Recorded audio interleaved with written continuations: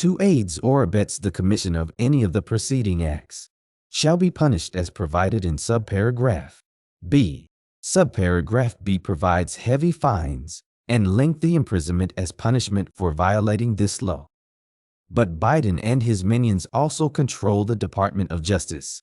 So don't look for any indictments from them. Merrick Garland, Attorney General of the United States, is on board with the whole plan and a charter member of the Democrat Club. Biden's list goes on. E.g., not only has he admitted into our country millions of illegal aliens from all over the world, including people carrying diseases, who claim asylum, but are only economic migrants or running from the law in their own country. Biden has also engaged in reckless, out-of-control spending in the trillions of dollars, which not only caused record inflation, but the devaluation of the U.S. dollar.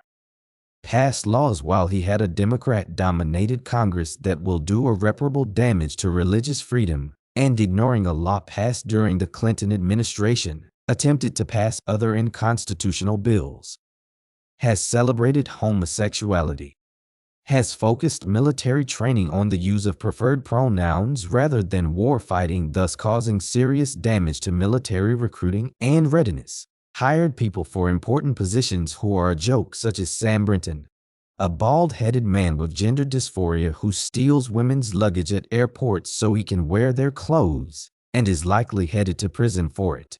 Brinton should never have been able to get a security clearance, let alone become Deputy Assistant Secretary for Spent Fuel and Waste Disposition in the Office of Nuclear Energy. Biden insists on kissing up to LGBT people like Pete Buttigieg, whose father is a communist, a homosexual he hired as Secretary of Transportation despite the man having no background in the subject, but managed to mouth-kiss his husband on national television. Biden also promoted to the rank of Admiral in the Public Health Service Richard Leland Levine, who calls himself Rachel.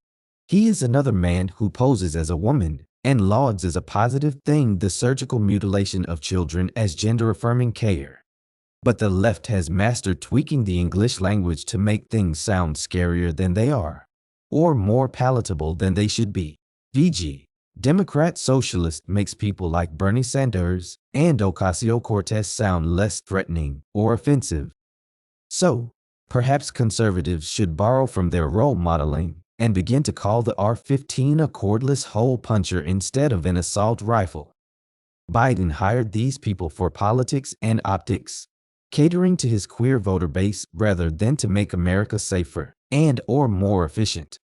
He claims his identity politics are helping underserved people, but there are a lot of underserved categories of people absent from public service. What will Biden do if he ever discovers other minorities like serial killers, gang members, pedophiles, coprophils, zoophiles, furriers, and the rest of Pandora's box? They are underserved, too, depending on how you want to spin it. But do we really want to add them to government positions of authority and decision-making?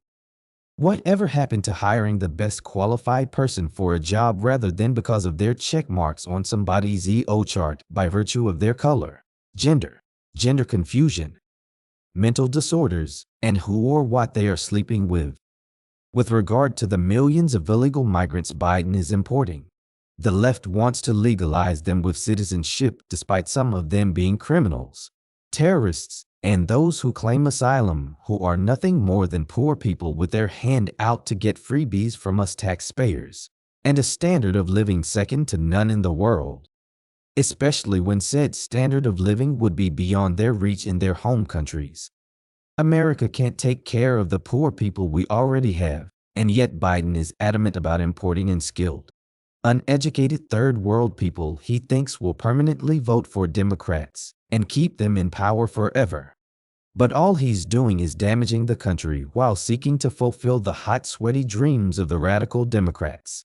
In the shadow of this, Biden and his family members make deals with and make money from our greatest enemy, China, and the Chinese Communist Party. They are the direct beneficiaries of Biden's idiocy and corruptibility.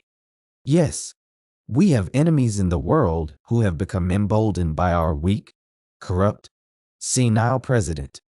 He is horrible, dangerous, and irresponsible, if not treasonous, decision-making and policies, coupled with the radical left wing of the Democrat Party intent on imposing Marxist socialism on America. Of course, the older Biden gets, the less that life behind bars means to him.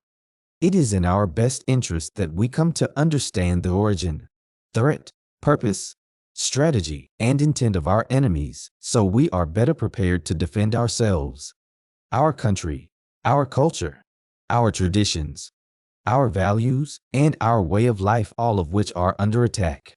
As was said in the Old Testament, My people perish for a lack of knowledge. So, let's peel back a few layers and see if we can better understand what's behind all this.